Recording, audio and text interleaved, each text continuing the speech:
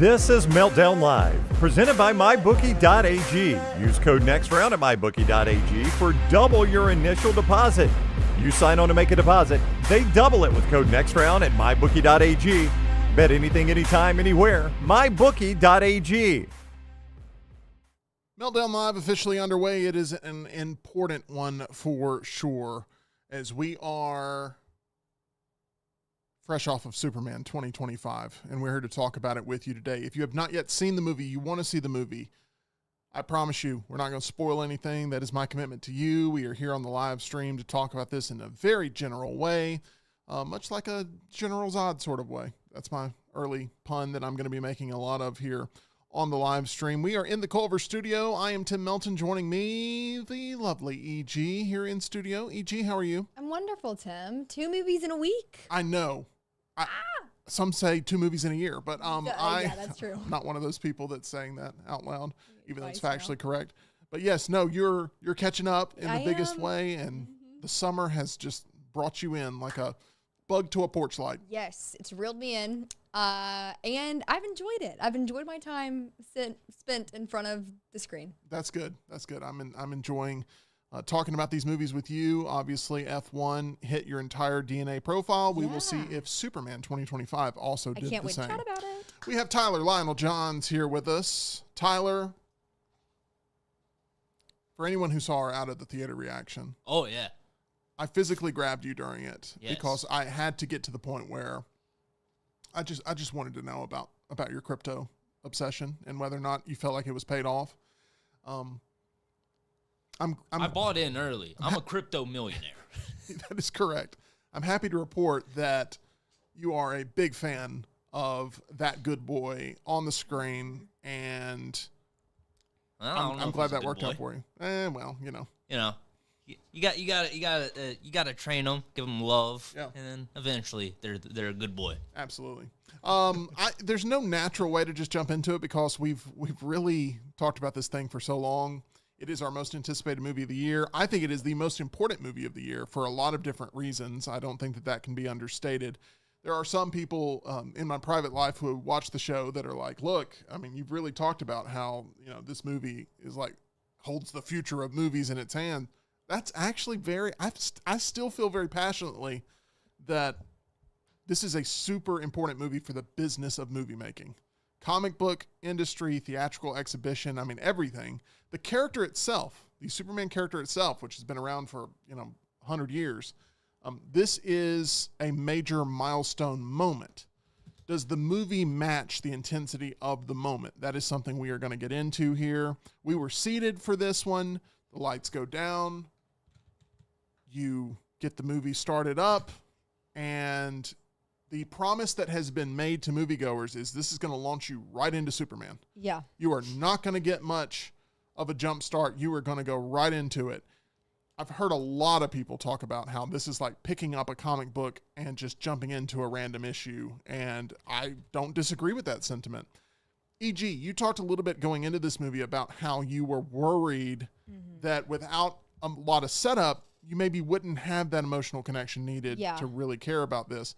Was that an issue for you as someone who's not as ingrained in Superman lore, jumping into something without any type of setup? Not as much as I was expecting, but I do hold the stance that some people that are going to see this movie from my demographic, simply because David Cornsweet is very attractive, they're going to be very confused.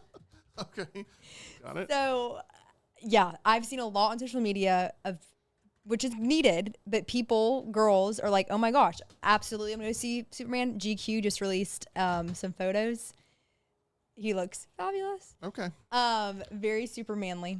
And so there are going to be a lot of people that go into this movie and they are going to leave very confused because they're not going to understand why we're here, what happened to get here. Right. And I was having to kind of process and kind of think back like, okay, wait, that makes sense. Or I totally forgot about that. Me and my brother debriefed for like 2 hours after. Okay. Yeah. Well, that's always a good thing when Yeah. you, and I assume you're talking about Hunter. Yes. Have a chance to talk about this. He's a giant Superman fan. Well, DC Batman. He's Batman. Okay. He doesn't love the character of Superman. Batman is his guy, similar to you. His complaint with Superman is that he's not very super for what he does. Like he doesn't really like the downplaying of Right. himself. So let's just cut to the chase of this, right? Superman, over the past several iterations on screen, and we'll talk more about this because Tyler's going to have a franchise ranking here. But over the modern era, since the year 2006, Superman has gotten his ass kicked a lot. Yeah.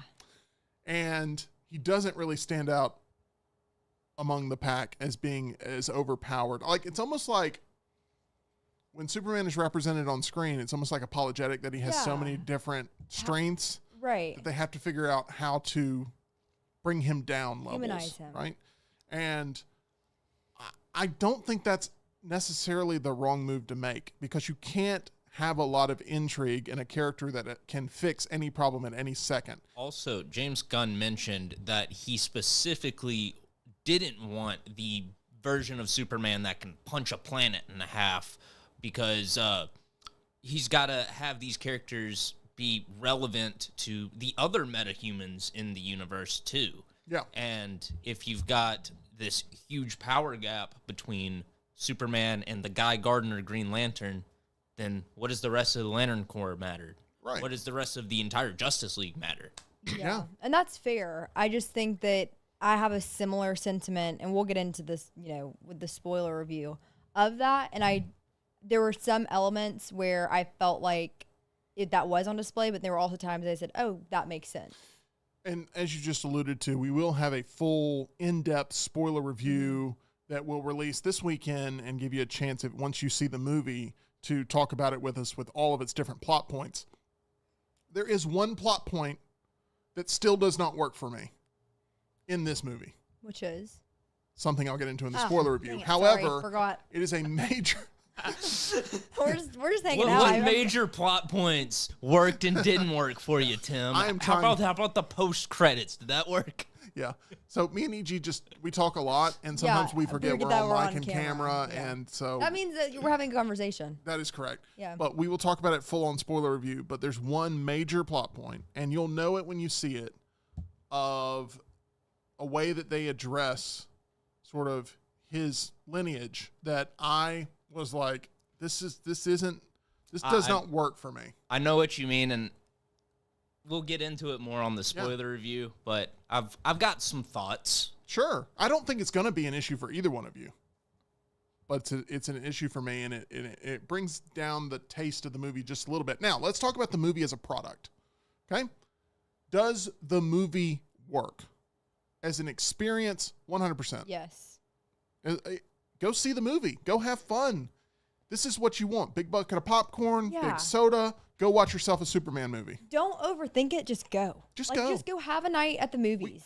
We all recommend you go see this movie. Yes. Okay, that is one thing we are all in agreement with. Okay, and it is a fun time. Yeah. A lot of people are like, well, is it like a roller coaster ride? It's like, it's like you're being launched into space, really, and You're kind of, I mean, I feel like you're in an interesting environment, but you're kind of just cruising. There's not like big, crazy, loop-de-loops. like, go see it. It's a good experience. Now, is it a great film? I don't think so. No. I don't think it's a great film. I think there are great moments. I think it's a joyride. Tyler, you obviously are very high on this. Yes. Like you said, you were at the 4.5 to 4 range, like sort of like you could take a step back. But then, did you see this a second time? So after I left the theater with you guys, we all went our separate ways. Said bye. I'll see you tomorrow. I went home. I worked on some stuff for TNR. Once that was finished up, I ate dinner, took a shower. You better have seen it again to go through this long-winded thing. I'm in the shower, scrubbing off. Okay. Spider bite. And then, out of nowhere, I don't know what took over, but I started kind of humming the theme song. Oh, wow. And I was like, am I about? Yeah. And, I get out of the shower and I head straight to the theater. Right. And caught it a 10 p.m. screening last night. And you liked it even more the second time? I'd say I liked it about the same. Okay. There's some stuff I like more and some things I can appreciate more. And then other parts of it, I'm just like, yeah, that works. But you think it's a great film? Because that's why you Great. stopped me with your eyes and said, because when I said I think it's a Man, there's some really great shots in it that I think are some of the best looks of Superman we've ever seen. I think it's the most accurate portrayal of Superman. Okay, you're dodging the question. Yes. You think it's a great film? Yes. Okay. This Well, is if this doesn't end up being my favorite movie of the year, it's number 2 at the moment. I could go either way between Sinners and this, just based on mood. Here's why I personally am Team Sinners over Team Superman, which once again, Superman, my most anticipated movie of the year. Sinners is a 5 out of 5 standalone experience. This is not a 5 out of 5 standalone experience. Like, this requires more entries in order to be able to validate this random we're going to pick up in the middle of the story. Yeah. Like, this feels like when you're watching it, it feels like, okay, I either need something to have seen beforehand to fully enjoy this universe, or I need something to see after to fully enjoy this universe. Do you think my rewatch, my journey, is why I'm so high on this one then? I think it helps in that you are like fresh off of watching 8 films. Yes. Going into this one. And so it feels like you're continuing that journey that you're on. For a lot of people, Superman's been on the shelf for a long time. They're coming in and they're immediately in a fantastical world where they're trying to figure out every single character. Because there's a lot of characters in this. Like, There's a lot. There's a lot. Now, I think the balance of characters, actually, it worked for me. I didn't feel like it was over jammed. Yeah. Now, for me, I'm talking about for me, I felt like that each character got a chance to sort of shine, and when they had the ball in their hand, they picked up yardage. Does that make sense? No, that makes sense. Go ahead. We'll keep going. Okay. I think that there are secondary supplementary characters that are cast perfectly for this role, for the role they're in. They're given something to actually do that is meaningful, and they don't take away from the overall mission, which is to keep it at its core a Superman movie, even though it's a huge cast ensemble, bunch of different motivations, bunch of different exit ramps that this is going to take in providing spin-offs and sequels and maybe prequels and television series and literal exit ramps in the movie. And literal exit ramps in the movie are featured in there. And that doesn't spoil anything. It doesn't spoil anything. But, like, this movie had a mission of getting people invested in a new world. And I think it accomplishes that mission. Yeah. What I felt walking out of this was James Gunn, mission accomplished in the big picture business side of things. But from a standalone cinematic experience, does this reach the level of Sinners for me? Absolutely not. I mean, this is what I hate to pull the Martin Scorsese. This is the theme park ride. I mean, that's what this is. It's a really fun one. Do I want to ride it again? I do. Do I think it will improve upon my second viewing? No, I do not. I believe I'm firmly where I'm at. However, what could improve this movie is 3 movies from now, me going back and revisiting going, this was the start of something special. Yeah. The way I feel coming out of this movie is this is the start of something special. But, you know, like when you're seated at a restaurant and you have like a really great entree, but it's not filling. Like it tastes good, but it's not filling. And you're like, man, maybe I should have got an appetizer, or maybe I should have got a dessert. Maybe I should have got, maybe I should have made this a 3-course meal. This is like, it jumps you right to your main course and you're just left going, it tasted good, But I need more. but I need more sustenance. I need I need more. I need to be able to now go to something else. I'm invested, but I need to go something else. And James Gunn has promised we're going to get that in television. We're going to get that in movies. He has a plan. There's a lot riding on this because if this underperforms, it could adjust that plan. If this overperforms, we should be getting that stuff even quicker in volume. Yeah. So we'll see. But comic book movies are very different experiences than something like a Sinners, which is more of a complete story start to finish. Now, with all that being said, was it too overstuffed for you, E.G., with all the different characters, the elements, the faces, the names, the places, the lore, all that stuff? Yes, it was. And again, this is coming from someone that has a more of a basis of knowledge of the DC universe than maybe expected. And there were times where I was like, it felt like I was getting whiplash. I was like, whoa, there are so many different people here. And like, I was also trying to deduce why some people were important or what their purpose was. So to me, it was overstuffed, and it was not redundant. It was not, what's the word I'm looking for? Repetitive? Repetitive. Yeah, it was not repetitive. But at times, I just felt like there's a lot going on here. Can we just like slow down a second? Weird thing about this movie, I'm going to let you speak on it more too, Tyler. The weird thing about this movie is it's a little over 2 hours, the actual movie. It does not feel like that. To me, it felt longer. Way longer. But I felt like I needed actually the runtime to be longer. Yeah, It's a weird, I've never had this feeling out of a movie before. I remember I looked at my phone to see what time it was, and we were only an hour and a half in, and I was like, whoa, this feels like I've been sitting here. But like you said, I needed it to slow down at times to give a longer runtime because it was whiplash for me at times. Yeah, this is a complicated movie to talk about. And I've talked about movies my entire life. And this is one of the toughest to sit down and have a conversation about because there are two things happening. There is what you're seeing on the screen and what you're experiencing in the theater, but there's also the what is this movie trying to accomplish in setting up the you of the DCU. Yeah. And I feel like it is a home run for setting up the you of the DCU. I'm like totally bought into James Gunn's vision of where he's going to take DC. And I think DC has a chance to be on a heater here and take the reins as the #1 movie studio for comic book adaptations based on what I saw. However, this one standalone film is not in my top 10, top 20 superhero movies of all time. It's not even sniffing the top 30 potentially. I think I could name 30 other movies I care about more that are superhero movies. Really? Than this one. Yeah, in the history of superhero movies. Think about, #1, how many Batmans have there been? Okay, so that already takes up a third of my list. I was already assuming all the Batman. I'll take X-Men and X-Men 2 over this. Now, you got to remember this, Tyler, as well, right?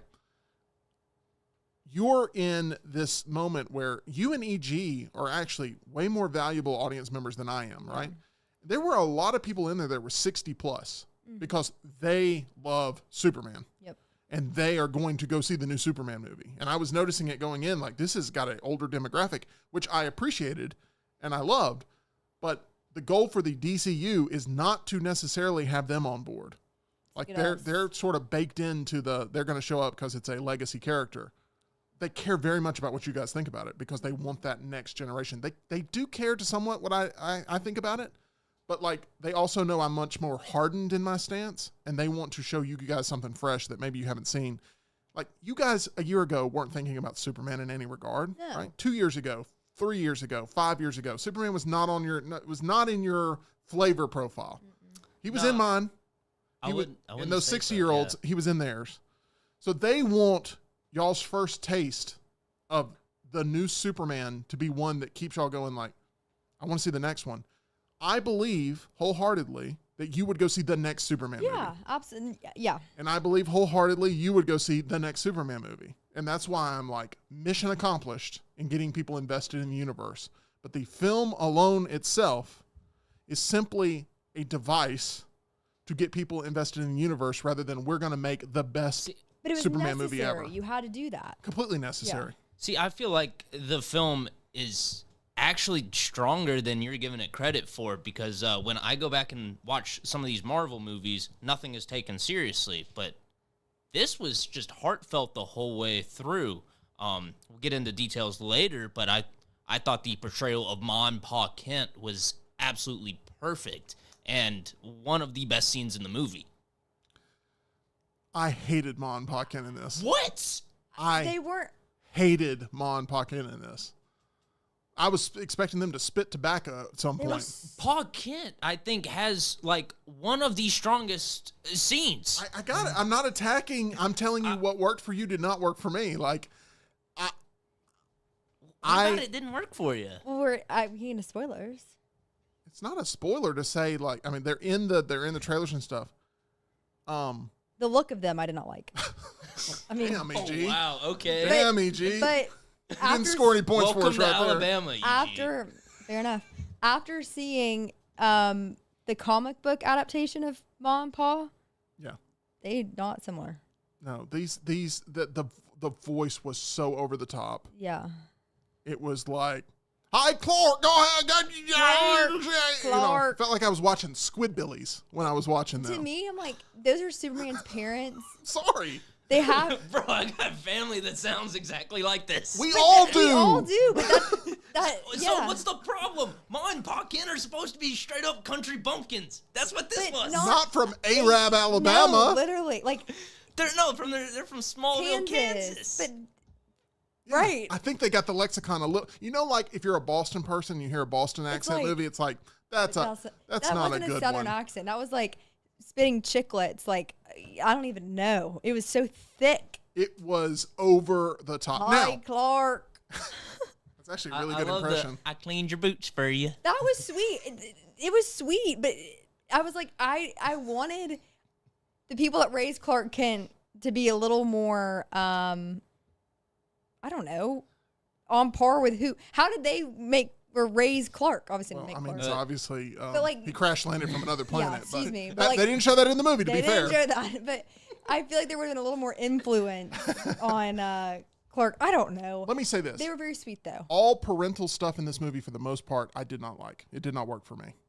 You don't like I mean, it's announced he's in Oh. the movie and everything, but still, to the point. I mean, like, EG, you're really bad at this. I just want to point out, like, Sorry. I just like to talk. EG's like, what's the one thing I can't talk about? Okay, I'm going to talk about that. No, I'm just. I forget we're on camera. We're having a conversation. Yeah, you're good.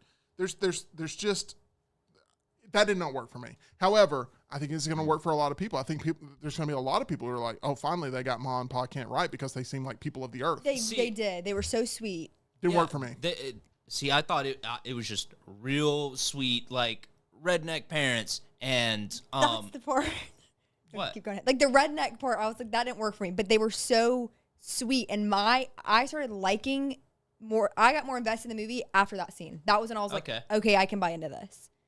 I'd argue that makes that scene work then, but I'm not. No, wait, we're not arguing the scene, like the dialogue, but the look is what I'm not liking. Gotcha. The presentation, but the crux in the scene, yes. But I Gotcha. could have done without the hi Clark. I got it. EG. We've the drive-by has been completed on Ma and Pa Kent. Okay, now Tyler, you it obviously worked for you. We're not going to make this a Ma and Pa Kent review No, I because was wanting to know, like, is that considered comic accurate? Because I haven't gone deep into Superman comics.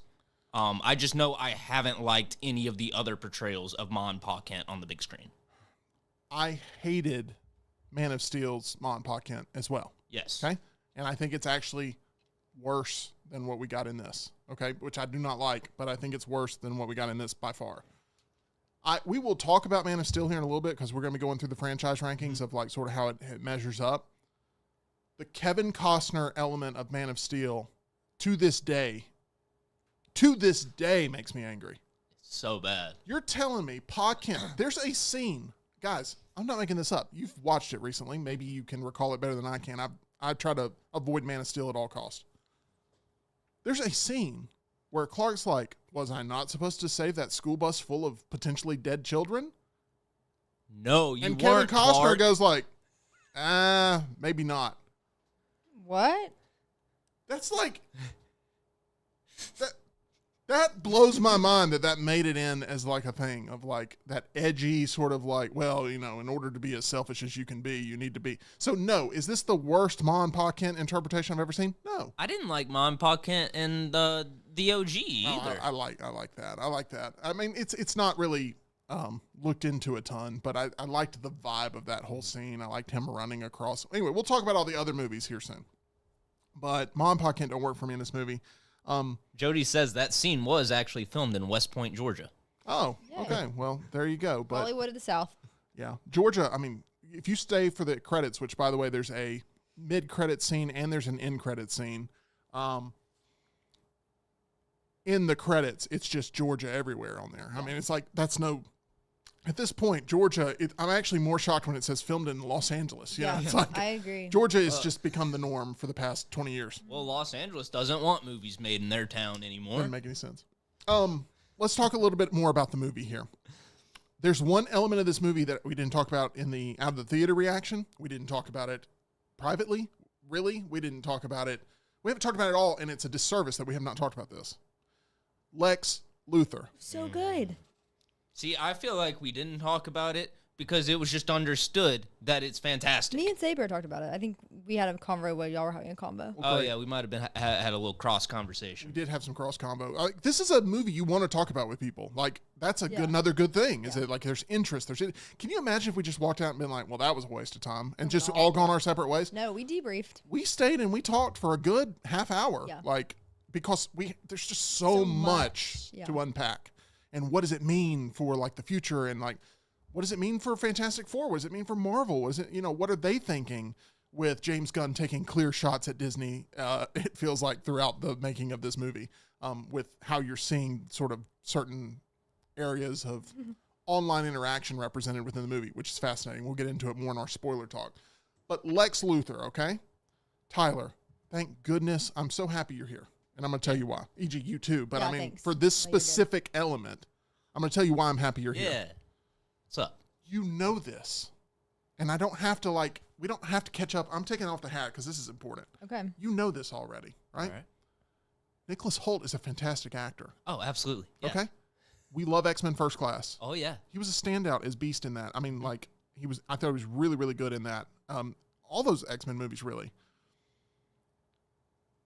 Apocalypse Menu. had other problems. Apocalypse had other problems. The Menu, okay? Nicholas Hoult is fantastic.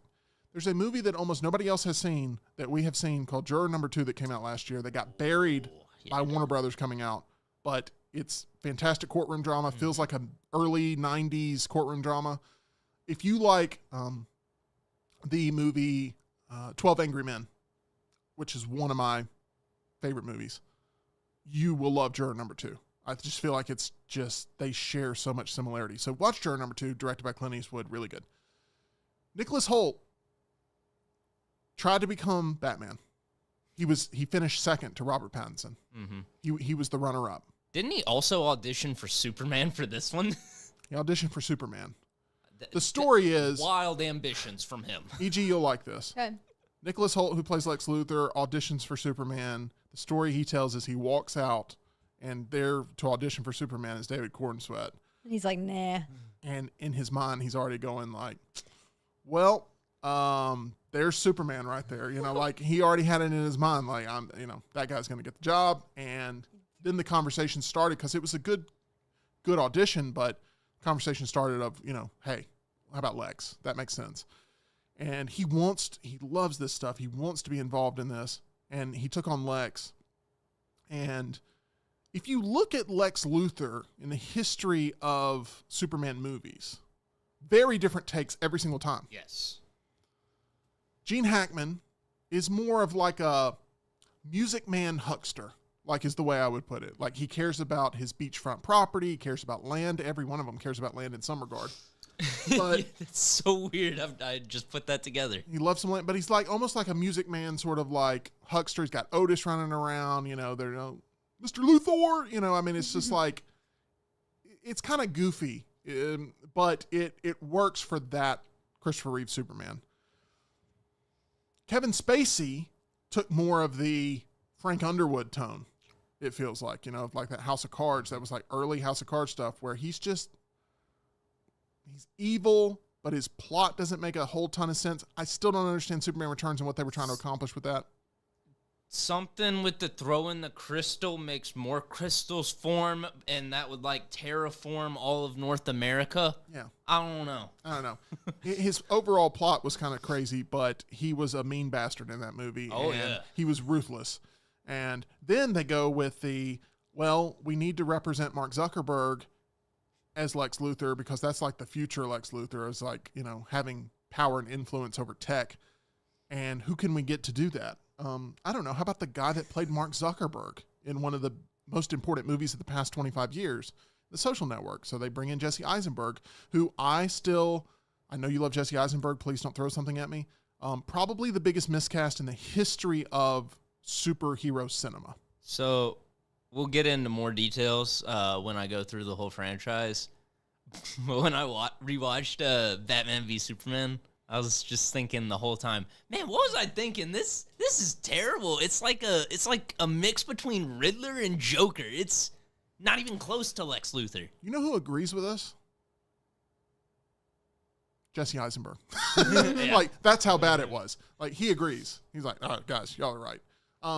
It was awful. I mean, guess at the time, I was just like, oh, Jesse Eisenberg. Yeah. And the rest of the story doesn't make any sense. He should have never been in the movie in the first place. Did he play that sort of neurotic, crazy tech guy who has to eat candy the entire time and, like, he acts insane and he wants to kill Superman while also trying to make Superman his puppet while also trying to get Batman and Superman to fight for what reason? Who knows? I don't know. He just wants to make it happen. The whole thing was flawed. We won't get into that again, but that was not Lex Luthor. Whatever that was not Lex Luthor. That was like Mark Zuckerberg being the villain of the Batman v Superman movie.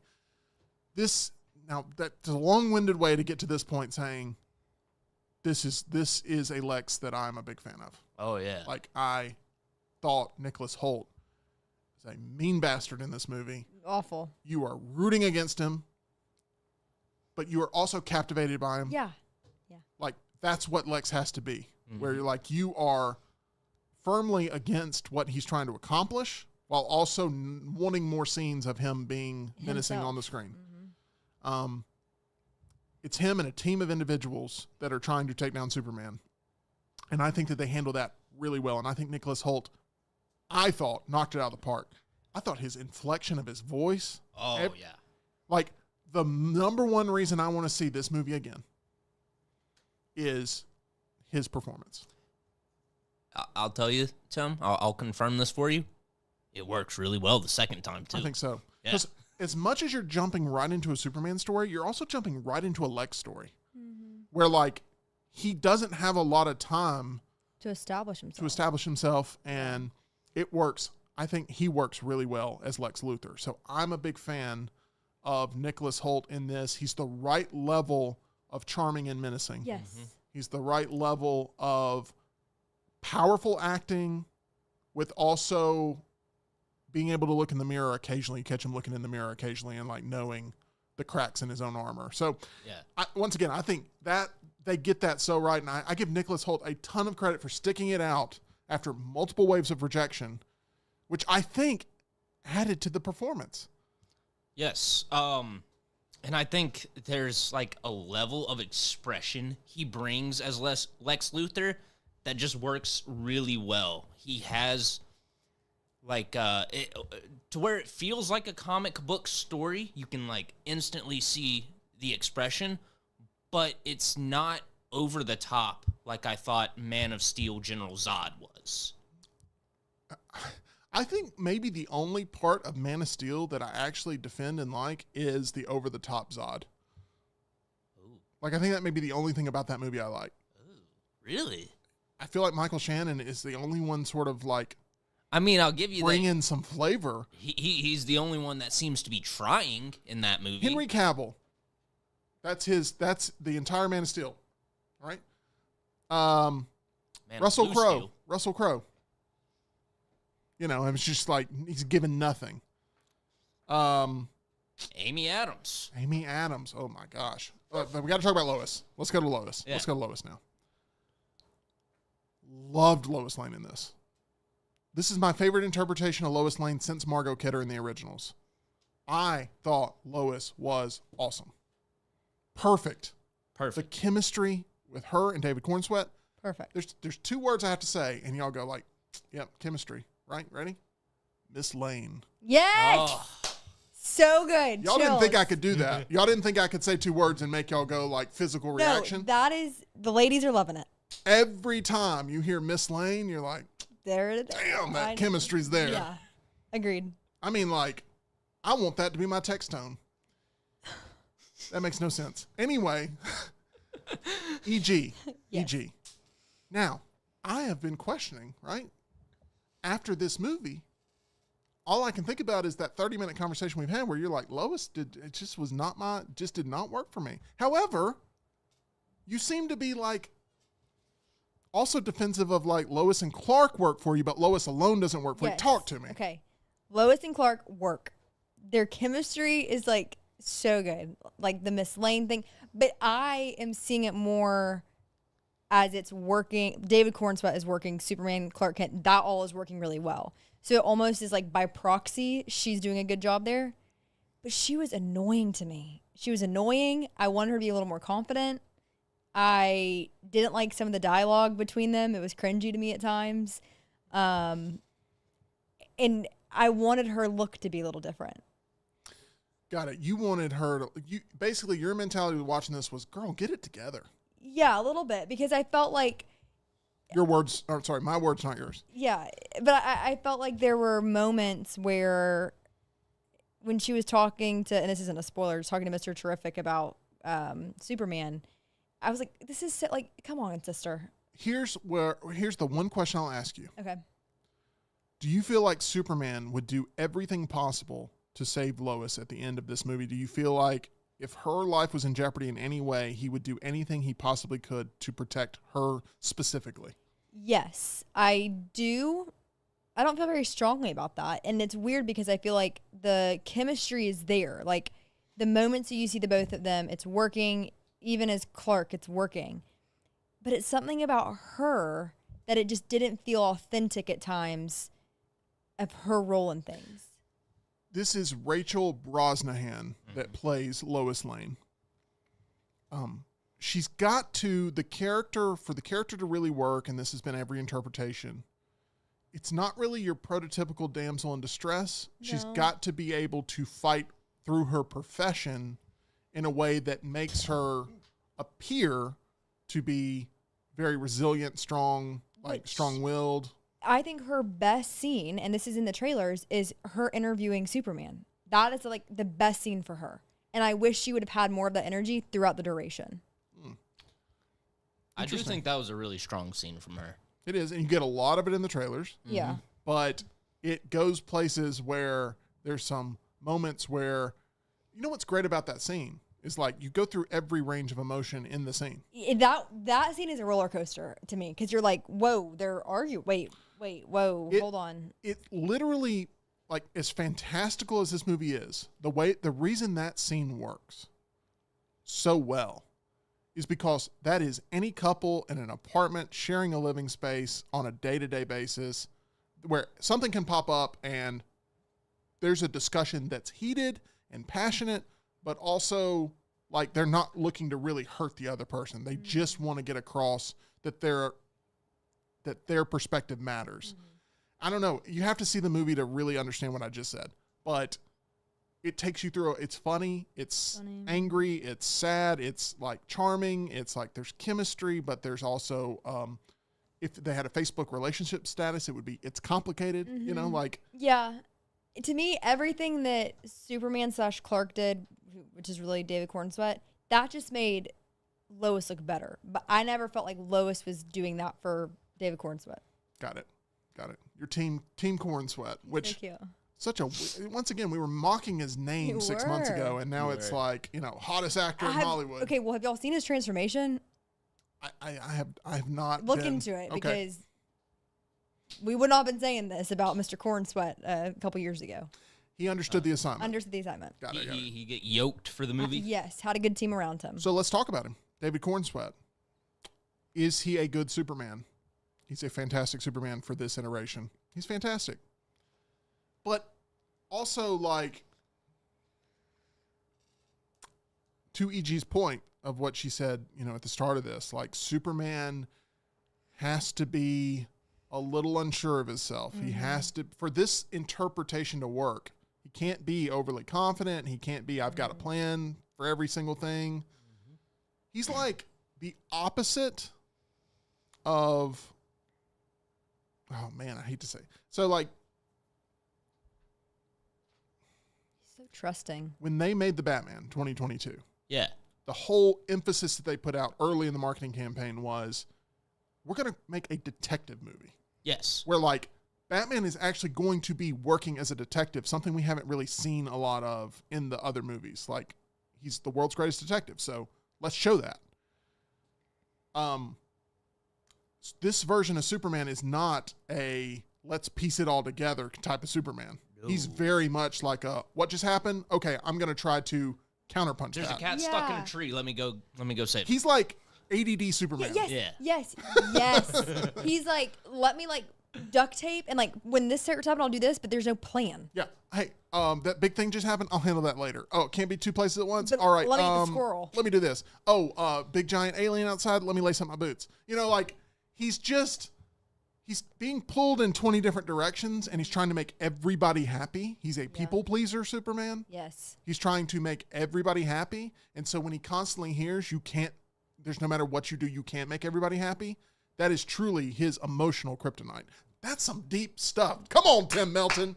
Let's go. That was Thank good. you. That was good. I didn't even know that I was going to say all that, Yep. but that's perfect for what this Superman is. That's what it was. That's exactly what it is. Yeah. The guy is just trying to make everybody happy, Yeah. and put it. when he can't, it makes him feel like, man, you know, how He's letting that person down. Yeah. He's letting himself down. He's Yeah. letting his parents down. Mom, He's letting the Pa. whole.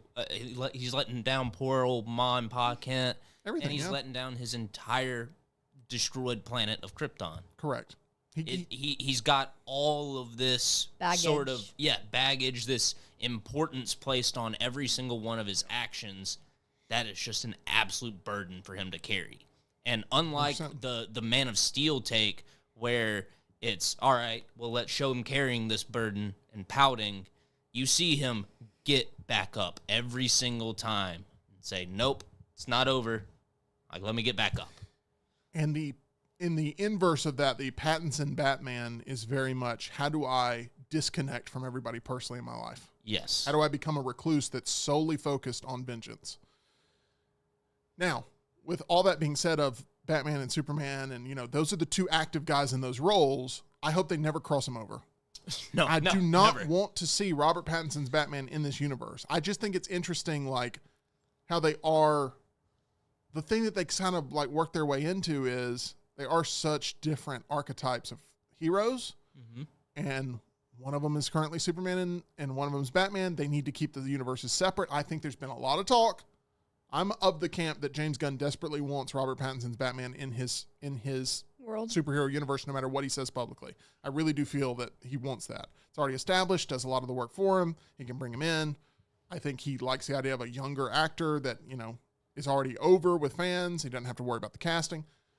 Now, with that being said, I don't think Robert Pattinson works in this universe, and I hope they certainly don't cross him over. But they're interesting archetypes, yes. Me and Hunter were talking about this. Superman and Batman don't know each other, like, in this world right now. The impression I got was they don't know each other yet. Okay. But we know it has been teased by Gunn. Batman is going to enter this universe, and Superman is going to enter his. But, like, what's weird is Metropolis is very much... Like, one thing I also really did not like about the movie was the shots of random citizens reacting to what was going on. I didn't like that either. It took me out of the moment. It looked cheesy. Yeah, like, you know, there'd be some sort of battle going on in Metropolis. Metropolis gets... Look, Man of Steel Metropolis, okay, that was a nuclear event. What happened in that? Okay, a lot of people complain about Man of Steel, like, destroying Metropolis, basically, and that's what ended up leading to the catalyst for Batman v Superman. Because to start off that movie, you get the perspective of Bruce Wayne and how he was affected by it. This movie destroys Metropolis as well. I mean, it's just... There's nothing left. The buildings, I mean, it's carnage, okay? However, No you're one made to dies. believe that, No one dies. like, you're not seeing the human carnage. You're just seeing... Would any of us take a job in a high-rise in Metropolis? Like, No. why would you want to be in... I wouldn't- You would? Yeah, why not? Oh, come on, golly. Tyler. You like to live dangerously, I guess. I would have rented an apartment there. My life depended on it. I go to Gotham City first. Not really. See, the thing about Gotham, right? This is like bright and sunny every day, and you can get some nice falafel. In Gotham, it's like constantly rainy And cloudy. you could get stabbed and shot at any point. It's dark. And but like your buildings are going to be good. Yeah. Just getting the into most your part. building, you might be shanked. But like on the streets, you're very unsafe. Yeah. And I'm wondering how they take Superman and put him into Gotham, and it just seemed Like it's not a completely jarring event. Yeah. And I'm curious about how they're going to do that. Because he seems so happy and bright in Metropolis, and then Gotham City's like Yeah. scary. Metropolis, it's like, oh, Here we go. the road crew needs to be called. Like the alien floating, we saw this in the previews. Like that's just like another day. Another day in Metropolis. Yeah. Yeah, that really was treated like just another day. It's just another day. Alien invasion. I've always had this question. So, like, geographically, where are Metropolis and Gotham supposed to be? Because I feel like it's different. It's different in every movie. It is. Okay. Yeah. No, they make their own rules. Okay. So I'm just Okay. gonna be confused then. They seem close in this one. Zack Snyder made it very clear that he wanted to treat it like it was. That one was terrible, where they're just across the bay from each other, and they're like San Francisco and Oakland. That's kind of like how Zack Snyder said it was approached. Interesting. Yeah. Like, I've never seen Gotham as in Oakland. yeah. Well, that's the way Well, and also in Zack Snyder's defense, I also never saw the dead Robin as being Dick Grayson. So, it's just another miss from him. we've got some Zack Snyder talk coming up, which we're going to get to actually pretty much right now. We're going to give our final thoughts here, non-spoiler on Superman. I feel like this has been a good debrief on this. Our spoiler review, I mean, we can just go ham, and we will have that going out this weekend. Is this a fun experience that you can bring multiple members of your family to, as long as there is some swearing in this that, like, there was a little kid I saw before we went into the movies that had a Superman shirt on. I had a Superman shirt on. He's like, "You're wearing the same shirt." I'm like, "Oh, it was sweet." And then this man came out running out from behind the counter wanting to challenge me about my height. But anyway, we won't get into that. And I thought about, the little kid, there's a lot of swearing in the movie. I'm just pointing out. There's way more than I was expecting for a Superman movie. I agree. Is Superman out there dropping haymakers? No. What the hey? But there, I loved that. That I was was going to bring that up in our later review. That was one thing I loved about his character in this. but I think it was a distinct choice of we've got to put some potty mouths on some other people to make Superman even appear even that much more of like a wholesome figure. So anyway, just heads up there. But for the most part, you can bring your entire family to this, and it's just fun. It's just a fun, unapologetic rush of a film, and that's why I go like it's a great summer spectacle movie. I mean, it is, and it's got layers, and you can go as deep as you want, or you can stay surface level, and I think you can have a good time with this. Now, there's been talks about political stuff, like, this movie and how deeply it sort of is a message about society that we currently live in. Tyler and I both walked out with the same thought of, like, if you want to go in and you want to be like, oh, this stands for this and that stands for this and this stands for this, and like you can make those connections if you want to go, if you like that's your mission going into the movie. But I wasn't thinking about that at all during the movie. I mean, no, like during the movie, because right when we walked out, I brought this up to you and said, like, am I an idiot, or was there just like nothing overtly political of any sort? And you're just like, nope, didn't see it. And it was just so strange to see like this very weird end to the rollout of this movie. And then people going and seeing it, ones who have actually seen it, I don't really hear anything political coming from them. I only hear it from people who have not seen it. Yeah. The rollout of the movie has a political stank on it that the movie itself does not. So it's very, I don't know. It's like, how do you engage after seeing the movie and the political discourse about the movie when the movie itself is not political discourse? But then other people, I mean, they can deep dive into it and go, well, this, you're just, you're blind. This is what this means. And this, and I'm like, it's like a superhero movie to me. Yeah. I mean, it just feels like a traditional good versus evil superhero movie. They didn't try to add any sort of edge or like fatal flaw to the character to make them relatable or anything. It is just Superman is wholly good, and he doesn't want to see anyone get treated with disrespect or get hurt in any way. Right. That's the way the movie presents it.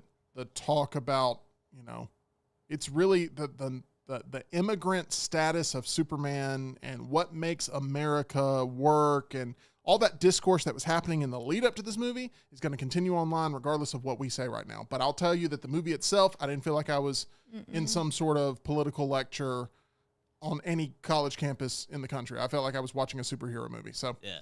anyway, just a heads up on that. You will have people that refuse to go see it because they're like, oh, I've heard this movie is this and this and that. You know, I wasn't offended and didn't feel talked down to during it, but, you know, people have their agendas going in of like, there's a lot of people with this movie. This is what makes it the most important movie of the year. A lot of people have their mind made up of how they feel about it even before they see the movie, of like, or what they want from it, or like what it has to be. And I just wanted to see what it is they were presenting, and I'm happy to report that I'm happy with what they presented. So when it comes to all the side characters and stuff, way more. We can't really get into them without getting into the spoilers. So we will do that in our spoiler review. But I will say that a lot of them are terrific. Okay, let's go to this. And that is, you know, Metropolis gets attacked a lot. Sometimes you're under a plaque attack. Yeah, I don't know. plaque attack. You may not even know you're under a plaque attack. Well, guess what? There's some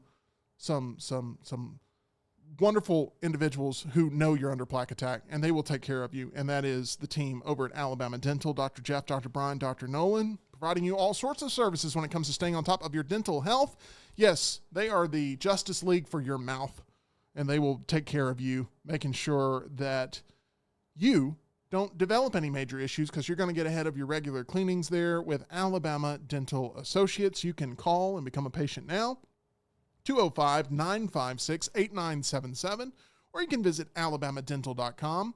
They are making a Lanterns television show, and they are doing that with the coach from Friday Night Lights, Kyle Chandler, and my dentist looks just like Kyle Chandler. That is Dr. Brian over at Alabama Dental Associates. Go tell him he looks like Kyle Chandler at alabamadental.com. They look forward to seeing you. Okay, Tyler, I have unfortunately ran my mouth way too much, and now it's time for you to run your mouth, because we've got a good 15 to 20 minutes to get through this, unfortunately. Not a lot of time. Ooh. I know. It's going to be can tough do because it. there's a lot of movies to get to. I actually like the idea, and I don't know whether you agree, of I'd like to go from best to worst compared to worst to best. It doesn't look like you agree. No, I don't. I'm sorry. Oh, that's fine. Well, let's start off with the worst one. All right, the worst one. It's going to be a little controversial here. So I watched all the live-action Superman movies made since 1978. All the Christopher Reeve, all the Brandon Routh, the one, Henry Cavill, and now Corn Sweat. Starting off, the worst superhero or Superman movie ever made. One of the worst superhero movies ever made, if not the worst. Number 4, Quest for Peace. This is abysmal. It's got a comic-accurate Fortress of Solitude, and that's about the only positive thing I can say about this just absolute waste of a movie. The jokes are absolutely terrible. The visual effects, they didn't even try. Performances from the entire cast are uninspired and phoned in, to say the least. It looks like everybody's just there to cash the check and go home. Nuclear Man's trash. And whoever invented Lenny Luthor needs to get slapped right in the mouth. Like one of those Rachel Dawes Batman Begins slaps. Because that is genuinely the worst thing I've ever seen in a movie. Moving on. Real quick, the movie kept Superman on the shelf for 20 years. Yeah, people were saying like, oh, you should skip this one. It's like Batman and Robin level bad. Man, this movie made the bat nipples and bat credit card and all the other stupid nonsense from the Schumacher Batman feel like Citizen Kane. This should never have been made. Only Superman movie ever not to open up at number 1 at the box office, and it was a movie that Christopher Reeve regretted actually being a part of. So, yeah, this thing's a turd, and it's rightfully there in the final spot. Let's move on. Next one up, number 3, Superman 3, coming in at number 8 out of 9 on the worst Superman movies. I am having a stroke. So this one is watchable, but it is still absolutely terrible. I didn't really like Richard Pryor in this movie as the bumbling computer scientist. I like the initial premise with like stealing half cents. I think that's kind of cool. But other than that, I don't like anything about this movie. The villains is You got a Lex Luthor from Temu and some goons, and they're not very interesting at all. And also, the Evil Soups bit is just absolute trash, where he straightens out the Leaning Tower of Pisa. In my notes, I capitalized not funny in that bit is not funny. Because that's how bad it is. The first 5 minutes of this movie, you realize, like, oh, this is a different type of experience. Yeah. Like, it's like wonky things are happening out on the streets with a bunch of construction workers and stuff. And it's just like, yeah, we're in for a different type of flavor here than what we got in Superman 1 and Superman 2. So I'm happy to see that so far you are not disgracing any of the really strong Superman movies. So, yeah, Superman 3, they really thought Richard Pryor bringing him in would be, who I think Richard Pryor is the funniest man that's ever lived. I think Richard Pryor is the greatest comedian of all time. However, It's up there.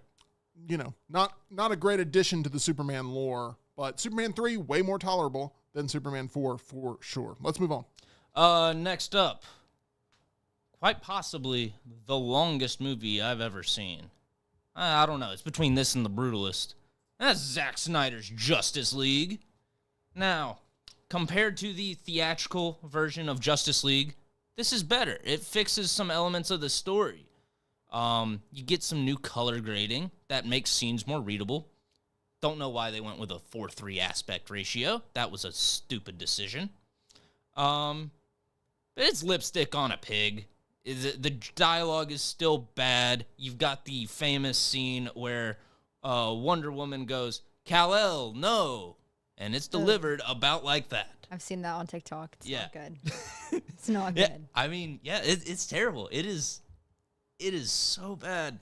The jokes are even worse than the rest of the dialogue, except for one moment between the Ezra Miller Flash and Ben Affleck Batman, where Ezra Miller asks Batman, what are your superpowers again? And he just goes, "I'm rich." And I thought that was a neat little line, because that is a conversation that's happens. Like, well, how does Batman win? What are even his superpowers? He's super rich. Okay, couple things real quick to clean up housekeeping-wise. The theatrically released Justice League is not on your list at all. No, not at all. I did not go back and watch it twice. Because we both agree that this is an upgrade from that, like you Yes. said. But if we had to, like, I almost think the theatrically released Justice League may be something that I would go back to less than Superman 4. So I'm just throwing that out there, that if that was a part of the rankings, it's in contention for worst Superman thing ever made. That's just my opinion. I said out of Justice League when it came out initially in the theatrical run, watched it on streaming. Just the imagery they had to use because Henry Cavill was filming Mission Impossible Fallout, of having to do the CGI bottom half of his mouth to get rid of the mustache. That movie's atrocious. This is an upgrade to that. I actually think Zack Snyder's Justice League is better than some other entries that you're going to have on here that feature Henry Cavill's Man of Steel. I liked what they did with Joker at the end of Zack Snyder's Justice League in the post-apocalyptic sort of like ranting voice. That was the best that Jared Leto's Joker ever was, that scene. That bar is on the ground. I know. I'm saying that is the best that Jared Leto's Joker ever was that post-apocalyptic scene where they're having a conversation, piece of dialogue. I mean, that's just my opinion. I mean, you're not telling a lie, but I mean, come on, that scene still sucks. Got it. My number one note for the Snyder Cut is the best possible version of the worst thing ever. Oh, okay. Because it does improve some stuff. Like, Cyborg actually gets a chance to do some stuff in the full Snyder Cut. You got Darkseid popping up, Deathstroke and Martian Manhunter. Darkseid's pretty menacing in this movie, too. He's pretty menacing, but it really just hits home the fact that they were really trying to jumpstart and catch up to Marvel in the Infinity Saga. Let me make it clear. I never want to watch this movie again. However, I do think it's better than some of the other stuff that we're about to get to. But let's continue on. Well, moving on to the next entry, I have I got lost in my notes. Here it is. All right, bet. It's Man of Steel, opening up the Snyderverse. I never liked this movie when I saw it in theaters. I think it's just tonally off. It's a respectable take on Superman as just someone who truly can't relate to any of the people he's trying to protect and relate to in his life as Clark Kent. The issue is, this movie is not a Clark Kent movie. This movie doesn't give a damn about Clark Kent. They play so fast and loose with the whole alter ego secret identity thing in the Snyderverse to where it really feels disrespectful at points. I hate the shaky cam zoom in stuff. Oh, absolutely. That is redundant. I mean, it is not once. It's not twice. It's like a J.J. Abrams lens flare. Oh, yeah. I mean, it is constant where it's like, oh, to make it look really cool, it's going to be shaky and quick zoom on everything. I hate what they do with the character at the end of this movie, obviously. The logic of this movie, I feel like, is busted. Superman is... I would have loved to have seen Man of Steel 2 to see if I would have liked this movie more. We never got a Man of Steel 2, which is the biggest sin of the DC EU, and that we really needed a Man of Steel 2 to figure out where they were taking this character, because this movie, I thought, hit with just a thud. I mean, I thought it was awful from the moment I saw it, and I was hyped going into it, and I thought they're going to do for Superman what they did for Batman, and they're going to give him a trilogy to where we can explore his arc, and then maybe we will get this Superman and Christian Bale's Batman in a movie together one day or something, but they're going to do the same thing, and they decided to go a different route after Man of Steel sort of had a tepid first reaction, initial thing, and they decided, let's just speed it up, hurry it up. And I really hate Man of Steel. I do. And I cannot believe that, once again, Pa Kent would say, don't save a school bus full of children. Yeah. And also don't save me, like, even though you can do it without anybody noticing. Yeah, there was literally nobody around in that scene. It literally- was so dumb. I hated it. Anyway. It makes no sense. Yeah, and it's not Superman in that he's a very sort of petty Superman in this movie. I don't know. Yeah. He's very mopey, petty. He's not a ray of sunshine. He just doesn't. It's just bad. And it's mass destruction at the end for whatever reason. So anyway, I don't like this movie. A lot of people love this movie. Not my cup of tea. He looks the part. Yeah, I don't feel like they flesh him out at all. I think that's probably the best thing about the Snyder movies is the casting of Henry Cavill as Superman. The dude, just in his regular day attire, looks like Superman. And I hated the Krypton stuff early. I thought it went on way too long, too. My gosh, that is such a drawn-out sequence in Man of Steel. Yeah. It is not particularly interesting either. Yeah. Because you know it's going to go. Yes. Like, yeah, that's, I mean... Yes, and we're going to take 30 minutes to get there this time. Yeah. Anyway, I didn't love it. Also, rare miss from Hans Zimmer on the score. Ooh, I don't know about that. Oh, I felt like it was just overbearing the whole time, and it was just like stereotypical triumphant horns. Yeah. The whole time. But it's John Williams' Superman theme, I think, is not only the best Superman theme. Doesn't need to be said. But it's also, I think, the best John Williams theme ever. I think the John Williams Superman theme is the best. I'll take it over Star Wars. I'll take it over Jurassic Park. I'll take it over Jaws. I'll take it over. I think this is how good the John Williams theme is. John Williams in general. The top 2 movies this weekend, you know what they'll be? Superman, Jurassic World. What do they both rely on? They both... themes that came out decades ago. Yes. That's how good John Williams is. Summer 2025, the real winner, John Williams. Okay, let's continue on. Yeah, that John Williams score is good. I didn't like the Hans Zimmer one for Man of Steel, but is what it is. Sure. Next up, only slightly better than this movie, and that's if you decide to subject yourself to the 3-hour cut of it like I did. Batman v Superman, Dawn of Justice, Ultimate Edition, Ultimate Cut, Luganville Edition, whatever you want to call it. This fixes some issues of the story, much like Zack Snyder's Justice League, compared to the theatrical edition. this actually starts to approach a coherent story. But it doesn't fix the issues like tone, how characters are portrayed. But if you're a fan of that take, then I would actually recommend the director's cut of both Batman v Superman and Zack Snyder's Justice League, because you do get more of that Snydery goodness you want. The level of violence in this one is absurd. The Ultimate Cut has an R rating, actually. It's the only R-rated Batman or Superman movie. And it's just completely unnecessary. It's just fully Snydered up. People are worried about the new Superman being political. This one is like overtly political. It draws parallels to the response after 9/11. Do you value security more, or do you value liberty more? That whole argument. I don't like how they change some characters in this movie. I don't like Jimmy Olsen, the CIA agent. That's dumb.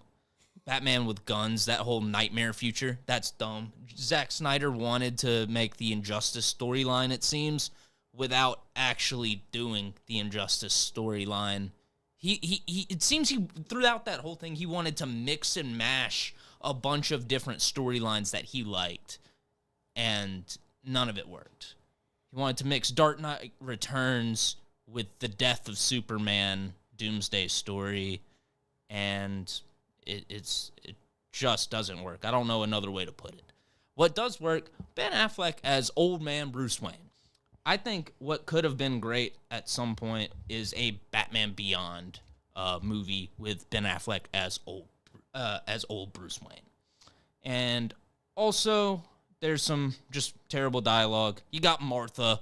You got when Wonder Woman pops up at the end, and Batman turns to Superman and goes, "I thought she was with you."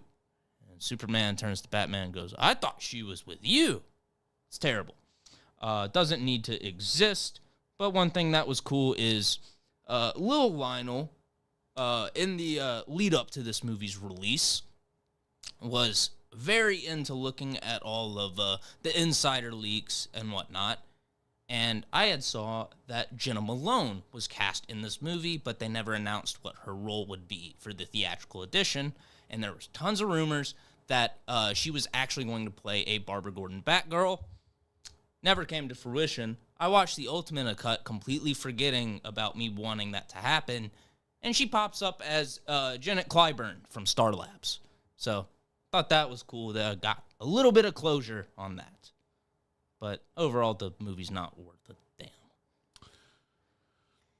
damn. Next. Hold on real quick. I'm so sorry. The disgust you see on my being is remembering the hope I had that this movie would be good. Yeah. This is the most anti-Batman portrayal I've ever seen. Of like, he's literally using handguns in the movie, and I'm like, okay. He's literally branding people to be murder. So he's for murder, he's for handguns. And torture. The dumbest thing I think I see that gets me every time is he's fighting Superman on the rooftop, and he uses a smoke grenade against a person with X-ray vision. So that's interesting. The Martha scene, it's not just the Martha scene. It's the fact that right after they're fast friends. And like, hey, we should grill burgers sometime. They don't say that, but that's the vibe. And then like when Superman dies, it's like, he was my friend. I failed him. What? Where did I miss? You guys going off to an all-inclusive resort. Yeah. And where did I miss the scene where they buy each other a beer in Batman v Superman? In order for this movie to work, you have to buy in that Batman really wants to kill Superman. And then you have to buy in that he immediately undoes that entire sort of vibe, and they become best friends. And the movie sucks. This movie sucks. You want to visually pull things out of it? I don't even think visually I like it. It's too dark. Visually, there's the warehouse sequence where Batman, he's wrecking shop and killing people. And that stuff, if you can just sort of take out the overall mission of what Batman's trying to accomplish, but like you look at the cool action and like the fight, okay.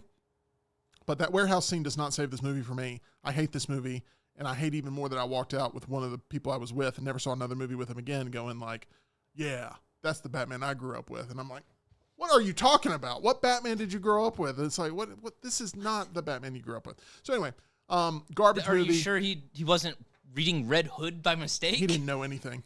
Garbage movie, garbage experience, sent me down a path of depression and frustration for years. All right, let's move on.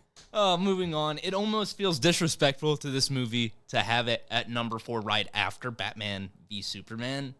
But Superman 2.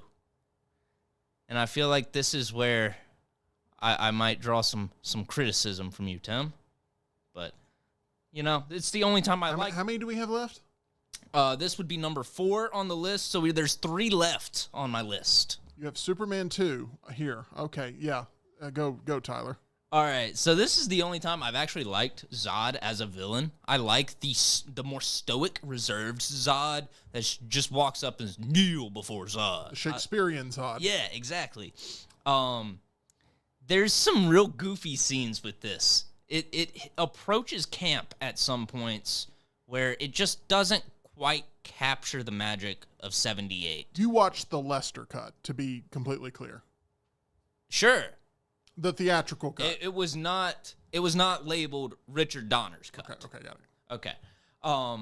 So there's just some stuff that I think would only fly in the time that this movie was made, such as the weird kiss power where Superman can kiss Lois Lane and make her forget 3 days. That's very odd. There's the goofy scene at the diner, and then there's a prison break scene where Lex Luthor and whatever the goon's name is, Otis, where him and Otis are breaking out of prison, and it's just it looks like the prison break scene from Goldmember. It looks like Dr. Evil and Mini-Me breaking out. And to be fair, you saw Goldmember before Superman 2, Yes. so maybe you would have watched Goldmember going, this is like the prison break sequence from Superman 2.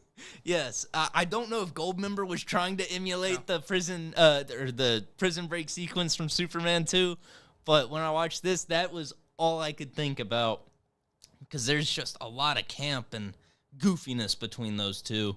But I did like the end. I liked Superman thwarting Zod by getting Lex Luthor to accidentally sort of trick him.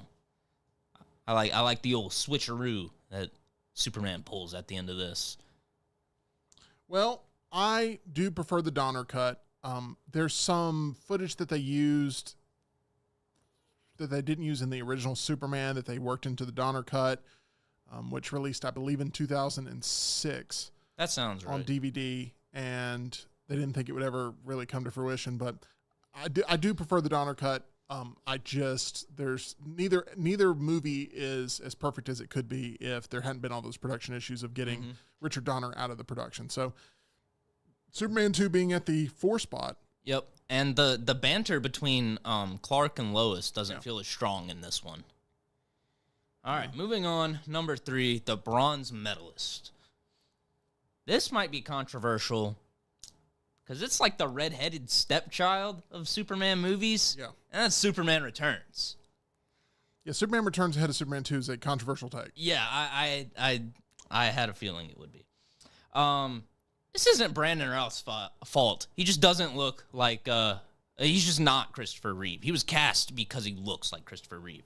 But I think there's some great visual effects in this movie. I love the early to mid 2000s style of visual effects where you are shooting on practical sets, but you're enhancing everything with the CGI. And I think that just makes a more realistic, grounded look like you see with X-Men and X2 or with the Tobey Maguire Spider-Man movies. That's why I like the overall look of that. Sure.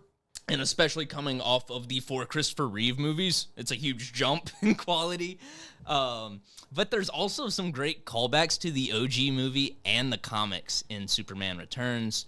There's a scene where Superman rescues a plane full of people and says, "I hope this doesn't put you off flying. Statistically speaking, it's still the safest way to travel," which was a line he said in the original movie. And then towards the end of the movie, you get Perry White dropping the iconic "Great Caesar's Ghost." and you don't see that in any other Superman movie, which I thought that was a neat little touch.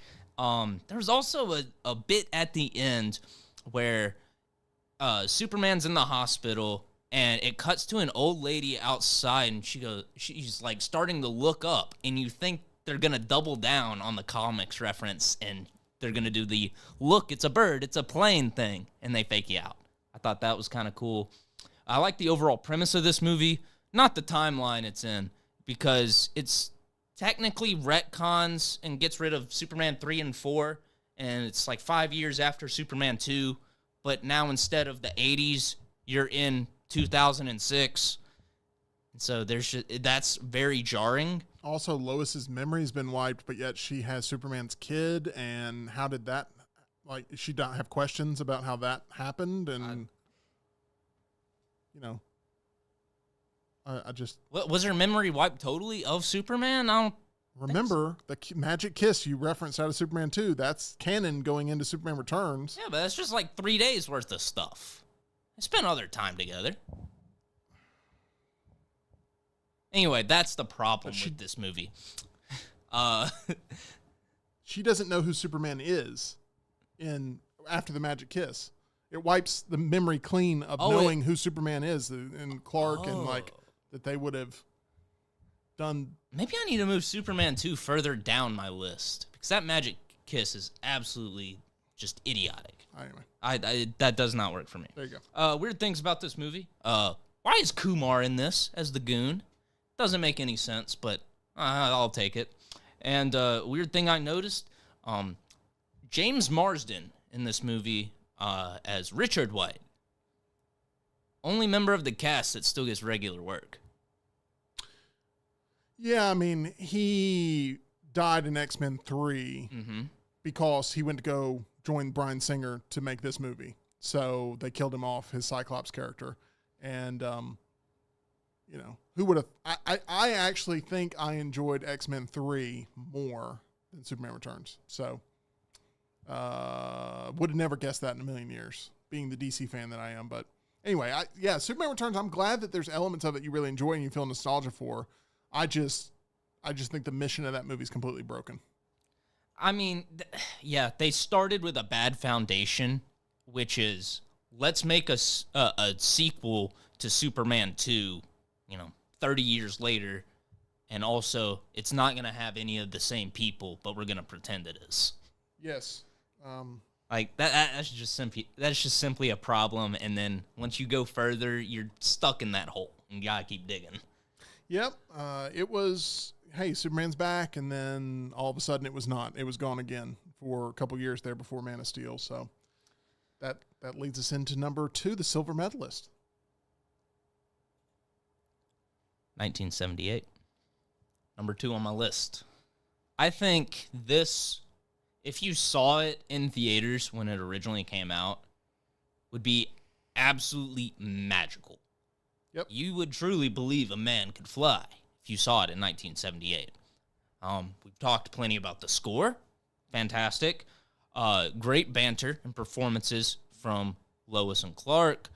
And the pace actually pays off. If you have the patience and you stick with it, I think the slow burn really pays off for this movie, and it sets up Superman 2 very nicely. That being said, it's just old. Some parts of it, just the look of it doesn't hold up. And that's not to say that, that means it's a bad movie. No, it means it's a movie made in 1978. It was the most expensive movie that had ever been made at the time. And it was all done to try and make you believe that Superman was real. And for 1978 standards, they knocked it out of the park. For 2025 standards, not so much. Which is why at the number 1 spot is the 2025 one. I absolutely loved this movie last night. It felt like the perfect Superman movie. I loved the tone and characterization of every single character included. I thought Skylar Gisondo was the perfect casting for Jimmy Olsen. I didn't realize how good it was when it was first announced because I wasn't as familiar with the character. after going through the whole franchise, yeah, off rip, he is the best Jimmy Olsen. It's a movie that truly feels like it's filled with heart and understanding of every single character. We've talked about Nicholas Hoult as Lex Luthor and how fantastic that is. Crypto's great as well. And I just think that this movie made me feel like a kid just watching the Saturday morning cartoons or flipping through a comic book for the first time. It's a very hopeful, happy, optimistic outlook on the DC universe. I really like this movie a lot. I love that your list is controversial because to have Zack Snyder's Justice League ranked lower than maybe like Man of Steel and Batman v Superman, I feel like is a little. That could be improved if the thing wasn't 4 hours long. No, look, I love that your list is your list. My list and your list will look very different. And once again, appreciate that we have different perspectives and we have different levels of fandom, and that's what's going to make the spoiler review fun to get into. The original Superman, though, has to be number one in on my list. I hope, though, that there's a lot of people. I appreciate it. I respect it. Yeah. I hope there's a lot of people who, there's a reason they had to steal like the sound of that movie for this movie to make this movie really pop, because that first one is so iconic to the point where they haven't really fully gotten it right since. And, I'm glad that we're at a point now where because of Superman 2025, you're watching movies that you've put off your entire life. Yes. The Snyderverse movies were the only ones I saw in the theater. Some people may be like, Tyler, you're really going to say 78 Superman's not number one? You would not care about 78 Superman at all if not for 25 Superman. Correct. So there's a reason why your list is what it is. I understand that. I want the audience to understand that too. There's going to be a lot of kids. This is their first shot to see Superman on the screen. Will it work that you just jump right in instead of like having any sort of emotional buildup with the character? Time will tell. We will see. We're in the opening weekend of this. We'll see how big of an issue it is as we get the weeks to come following this story and its box office. I felt like approval. This one also like paid homage to the 78 Superman in a lot of cool ways. Yeah. Like you've got the sort of remixed score, and then the title sequence felt straight out of the Richard Donner original. Yes, I loved the ode to that. So there's a lot of, this leans more 78 than it does Man of Steel 2013. Like this is way more, we are paying respect to what came before, not to the level of what Bryan Singer did in Superman Returns, which was like, we're going to make a love letter to that era as much as we possibly can and incorporate as much as we possibly can. But it does take a lot of the elements. So Superman is a hot property again. That was the hope, to get Superman back to a moment where people had opinions on the character, because for a long time he's been a divisive figure here. And the thought was, you can't make a Superman movie that's crowd pleasing anymore. James Gunn said, let me get a shot at it. And I think it is a crowd pleasing affair. So we'd love to hear your takes in the comment section of whether or not you're going to see Superman. What were your thoughts? If you did see it, let us know. And we will have a full box office report on Monday. We'll have our full spoiler review going out this weekend. So much Superman content here on The Meltdown, because it is the biggest movie of the year. That's going to do it for us, for EG, and for Tyler. We hope to see you on the spoiler review. Make sure you click on that. We appreciate all of our sponsors, Culver's, Alabama Dental, MyBookie, and we appreciate you, Meltdonia. Thank you for being here along for the ride for so many months as we are now here at the release. I plan on seeing it a second time. Let us know if you plan on seeing it at all, and we'll talk to you again very soon. Appreciate you all.